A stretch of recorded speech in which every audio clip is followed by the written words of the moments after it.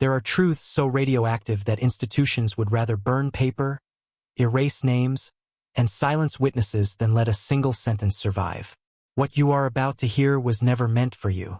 It was sealed, classified, prayed over, and nearly destroyed because once a man hears it, he can no longer pretend the world is governed by virtue. Somewhere in the low, wet breath of 19th century Louisiana, a secret took root inside consecrated walls. Not a rumor, not a heresy whispered by enemies of the church. A documented event so destabilizing that when its evidence reached Rome, grown men trained to confront death and damnation collapsed into grief. And then they acted not as shepherds of truth, but as custodians of power. 12 women, all sworn to chastity, all bound by obedience, all erased from official history in the same month. And one man legally defined as property whose name appeared on 12 birth certificates like a curse no prayer could lift. Understand this clearly. This is not a story about desire. It is a story about control. About what happens when absolute authority meets absolute silence. About how institutions preach purity while engineering environments where corruption can hide behind ritual and hierarchy. The convent was presented to the public as an act of charity, education, mercy, a sanctuary from the chaos of the outside world. But sanctuaries are also perfect laboratories, isolated, regulated, watched. When no one is allowed to question authority, accountability becomes optional and abuse becomes invisible. The church has always understood something most men are never taught. If you control the story, you control reality. If you control records, you control memory. And if you control memory, you control identity itself. That is why this incident was not debated. It was not confessed. It was not corrected. It was erased. You were taught that corruption lives on the fringes in criminals, rebels, outsiders. But history tells a darker truth. The most disciplined systems produce the most sophisticated lies. The cleanest robes often conceal the dirtiest hands. As we descend into this account, you must resist the temptation to moralize too quickly. This is not about villains twirling mustaches or saints falling from grace. This is about systems that remove choice, distort responsibility, and then punish the weakest when consequences arrive. What happened behind those convent walls did not begin with sin. It began with obedience. And that is the most dangerous word of all. Listen carefully, because once you see how this machine worked, you will start recognizing its shadow everywhere in religion, in government, in culture itself. And once that awareness locks in, there is no returning to innocence. The convent of Sacred Mercy was engineered for silence. Distance from town was not accidental. It was strategic. Mud roads that swallowed wagons during the rainy season ensured privacy under the guise of humility. The sisters believed this isolation was devotion. In truth, it was insulation from scrutiny, from consequence, from the outside world that might ask the wrong questions. Every hierarchy depends on intermediaries. Mother Superior was the hinge between doctrine and daily life, between Rome's abstractions and the sisters' bodies. She interpreted rules, assigned labor, and decided what was worthy of attention and what was to be endured quietly. Obedience, after all, is easiest to enforce when framed as holiness. Matthias existed outside this spiritual economy. He was not a soul to be shepherded but a resource to be managed. He repaired roofs that sheltered prayer, tended gardens that fed devotion, and drained ditches that kept sanctity dry. He was present in every function of the convent and absent from every moral calculation. That contradiction is not incidental. It is foundational. Power reveals itself not in what it forbids, but in what it ignores. The sisters were forbidden to speak to him directly, yet they depended on his labor constantly. They were instructed to see him as beneath temptation, beneath agency, beneath consequence. That cognitive distortion, seeing a human being as both omnipresent and invisible, warps perception. Over time, it warps conscience. What followed did not happen in a single transgressive moment. It unfolded gradually, almost bureaucratically. Small permissions, quiet rationalizations, needs reframed as necessities. When accountability is diffused through layers of authority, No one feels responsible, yet everyone participates. The Church has long mastered this architecture. Sin becomes a private burden, while reputation remains a public asset. Confession cleanses the individual, but secrecy protects the institution. In such systems, morality is not about right and wrong. It is about containment.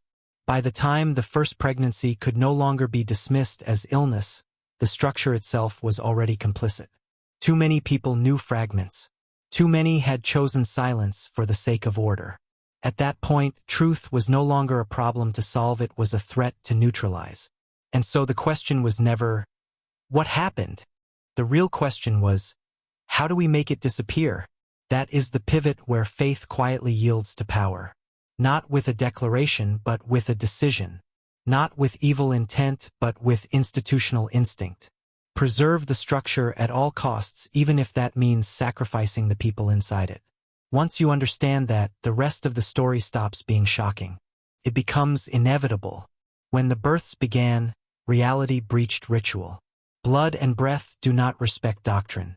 Crying infants shattered the cadence of prayer, and bodies that had been trained to deny themselves were forced into biological truth. There is no theological framework for surprise motherhood inside vows of eternal chastity, only crisis management. No doctors were summoned because doctors leave records. No priests were called because priests ask questions. Baptisms would have required names, dates, witnesses. Paper trails are dangerous when truth itself is the liability. So the convent turned inward, relying on enslaved hands to clean, deliver, and conceal. This is where the story becomes most revealing, not because of what was done, but because of what was decided. The children were not acknowledged as lives with futures. They were treated as evidence. Evidence must be controlled. Matthias remained silent. Silence was his only protection and his only weapon. Any accusation from him would have been dismissed as insolence or punished as rebellion. The system did not require his consent to function. It required only his disposability. Outside the convent, whispers spread. Inside church leadership, alarms sounded. Letters crossed oceans. When the evidence reached Rome, it was not evaluated morally, it was assessed strategically. The Vatican did not ask how this suffering occurred. It asked what exposure would cost. And so the response followed a familiar pattern. Classification, suppression, destruction. The same playbook used whenever an institution realizes it cannot claim moral authority and factual innocence at the same time. Choose authority. Rewrite facts. The convent did not collapse in scandal. It closed due to financial strain. The sisters were not erased. They were reassigned. The children did not exist. The man at the center of it all was never a man at all, just a line item on a bill of sale, conveniently lost to history. This is how systems cleanse themselves. Not by repentance, but by amputation. Remove the infected limb and declare the body pure. Understand what this teaches. Institutions do not fear sin. They fear exposure. Sin can be absolved. Exposure redistributes power. And power, once questioned, rarely survives intact. Every burned document, every missing record, every unexplained disappearance is a fingerprint. History is full of them. You have simply been trained not to look. At this point in the descent, something shifts. You may feel anger or disbelief, or a tightening in the chest that has nothing to do with the past. That is awareness forming. And awareness is dangerous to systems built on passive acceptance. So pause here, not to rest, but to mark the moment. If you understand that this story is not an anomaly but a pattern, if you recognize that secrecy, hierarchy, and moral theater still operate the same way today, then I want you to do something deliberate. In the comments, write this phrase twice, exactly as you hear it. I see the mechanism. Write it 2 times. Not for me, for yourself. This is not engagement bait. It is psychological anchoring. The moment you name a pattern, it loses some of its power over you. The algorithm will register it, yes, but more importantly, your own mind will. Because what happened at Sacred Mercy was not caused by lust. It was caused by asymmetry. Absolute authority on one side, absolute vulnerability on the other. When those conditions exist, Abuse is not a possibility, it is a probability. The Church responded the way all centralized power does when threatened. Closed ranks. Controlled narrative. It invoked tradition to justify silence. And in doing so, it taught a lesson that echoes forward. If you are protected by the institution, you are untouchable. If you are not, you are expendable. This is why men who seek truth often feel disoriented when they first confront it. You were raised to believe corruption is punished. In reality, it is often promoted if it serves stability. The nuns were not villains. They were assets that became liabilities. Matthias was not a perpetrator. He was infrastructure. The children were not sins. They were proof. And proof in systems like this must vanish. Once you grasp that, you begin to see the same logic everywhere. Different robes, different language, same structure. You are no longer just hearing a story. You are learning how power thinks. After the erasure came normalization. That is the final stage most people never notice. Life continued. Mass was held. Authority remained unquestioned. And because the story had been buried, the system emerged stronger, not weaker. Unchallenged power always does. The fragments that survived did so because a few individuals could not fully surrender their conscience. Private journals, unofficial copies, oral testimonies whispered to descendants. These are not accidents. They are the immune response of truth. But fragments alone cannot confront institutions. That requires memory, and memory requires witnesses willing to endure discomfort. Most people choose comfort instead. They call it faith, or patriotism, or respect for tradition. This is why forbidden history matters. Not because it humiliates the past, but because it exposes the machinery still operating beneath the present. The same incentives, the same silencing tactics, the same moral language weaponized to defend reputation rather than righteousness.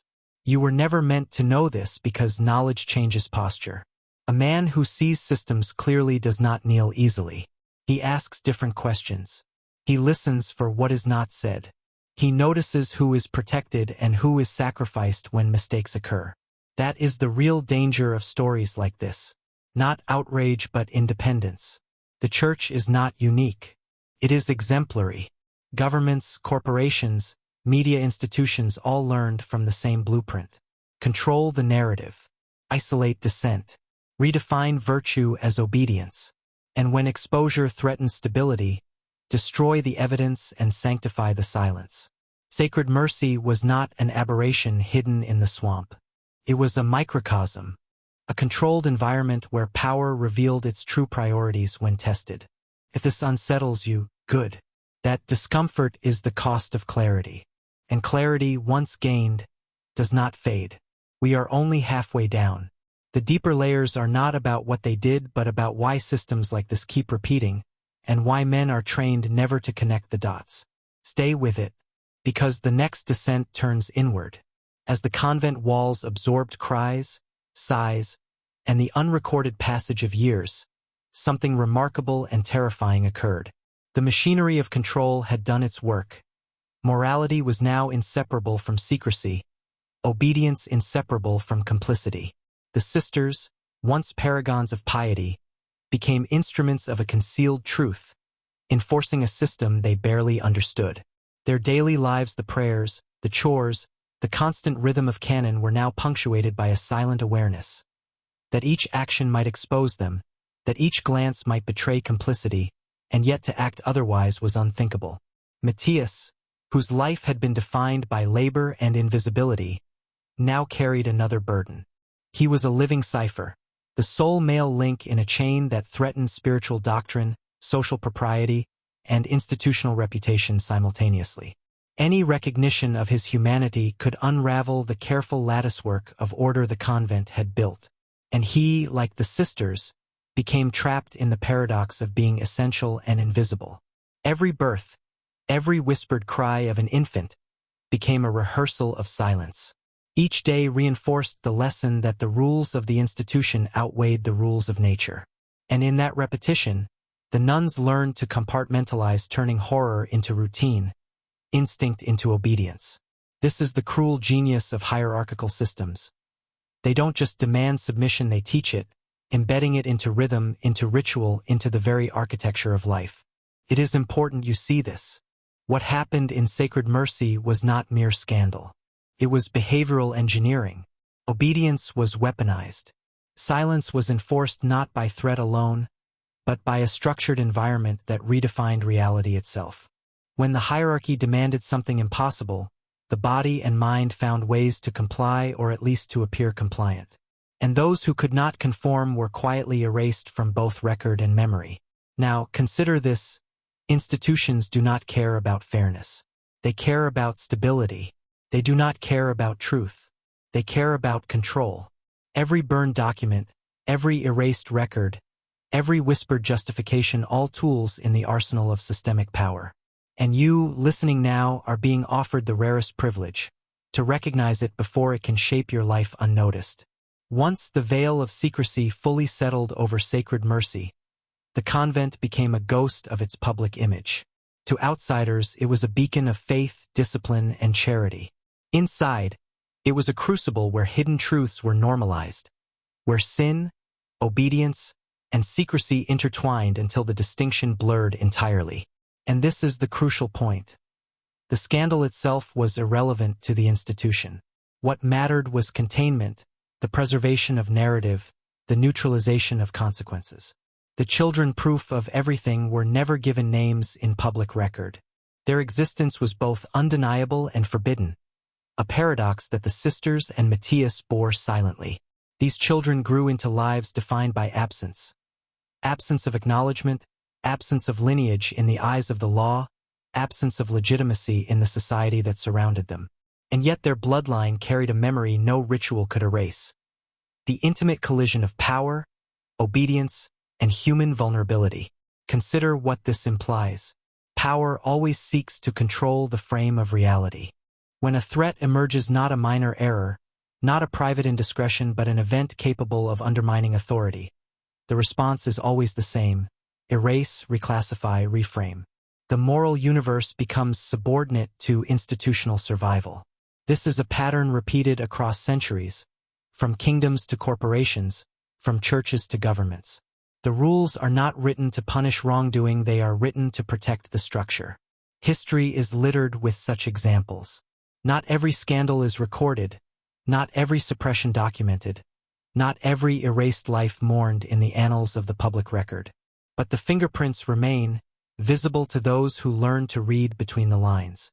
And once you can read them, you begin to see the architecture of control everywhere, in ways that are subtle, insidious, and often invisible to the masses. If you feel unease now, it is deliberate. Awareness is destabilizing. Knowledge changes posture. Once you understand that obedience can be weaponized, that secrecy can be enforced through ritual and hierarchy, that institutions survive by erasing inconvenient truths, you cannot unsee it. By the time the Vatican had reviewed what evidence survived, decades had passed. The sisters were gone, the children scattered or hidden, the man who had been the epicenter of this crisis lost to property records. And yet the lesson remained: power protects itself first, morality second, humanity last. Sacred Mercy was a microcosm of every system that prizes narrative over truth, reputation over reality, authority over conscience. And here is the final truth. Such patterns do not end with time or geography. They persist today. Institutions, ideologies, hierarchies, they all follow the same logic. They isolate, they regulate, they redefine morality to serve stability, and they erase inconvenient evidence. The difference between being an observer and being complicit is often merely awareness. Once you see the mechanism, you cannot ignore it. This is why forbidden history matters. Not because it stains faith or shatters institutions, but because it awakens men to the machinery that governs behavior, perception, and memory. It forces you to recognize the cost of obedience, the weight of silence, and the price exacted when power goes unchecked. You cannot change what happened at Sacred Mercy, but you can change how you perceive authority, control, and complicity in your own life. You can notice the systems designed to manipulate, the hierarchies that dictate truth, the rituals that demand obedience. You can see where others follow blindly and choose not to. And once you see, you cannot unsee. The story ends here, but its lessons do not. Take them, carry them, and remember, the most dangerous knowledge is not the secret itself, it is the awareness it awakens. The power to recognize systems, the courage to question them, and the discipline to retain clarity when the world demands compliance. Because men who see clearly are never controlled in the same way again.